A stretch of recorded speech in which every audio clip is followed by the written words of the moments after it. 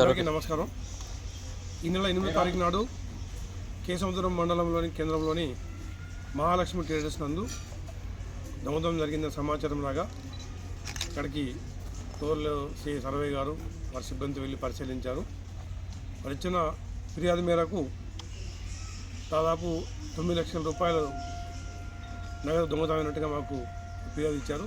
ఆ ప్రకారం కేసు నమోదు చేసి వారి పరిధిలో ఉన్నటువంటి పాత దొంగలు మొత్తం వెరిఫై చేయగా ఉగులోత్ నవీన్ అనే వ్యక్తి దొంగతనం చేసినట్టుగా మాకు సమాచారం వచ్చింది. ఆ నవీన్ కోసం తిరుగుతున్న భాగంలో ఈరోజు సాయంత్రం మధ్యాహ్నం సమయంలో ఈ యొక్క పెనుగొండ విలేజ్ దగ్గర అతను ఉన్నట్టు తెలిసింది.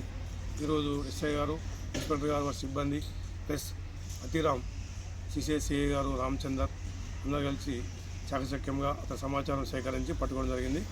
పట్టుకుని విచారించగా అతను దొంగిలించినటువంటి 9 లక్షల చిల్లర నగదులో 5 లక్షల రూపాయలు, 5,000 రూపాయలు రికవరీ జరిగింది. 2 ఉంగరాలు, బ్రాస్లెట్. అతను కొత్త బండి కొనుక్కున్నాడు, మిగతా ఒక ఫోన్ కొనుక్కున్నాడు. మిగతా సొమ్ముతోని అతను మొత్తం అంతా జల్సా జరిగింది. తను గతంలో కూడా దొంగత చరిత్ర ఉన్నది. కాబట్టి ప్రజలకు విజ్ఞప్తి ఏంటంటే పెద్ద మొత్తం నగదు ఇల్లు పెట్టరాదు, ఇప్పటికప్పుడు కూడా బ్యాంకులో జమ చేసుకోవాలి. ఇంకా దొంగతనం జరిగిన తర్వాత అదృష్టం కొద్ది ఈరోజు రికవర్ చేయడం జరిగింది. క్యాష్ దొంగతనం రికవర్ అనేది చాలా తక్కువ అవకాశం ఉంటుంది. అది విజ్ఞప్తి చేస్తున్నాం. Thank you. సరే, ఒక్కడే ఉన్నాడు, ఒకటే దొంగ ఉన్నాడు. ఇతను ఓన్లీ సోలు అక్కీయుడు, ఒకటే దొంగతనం చేస్తుంటాడు.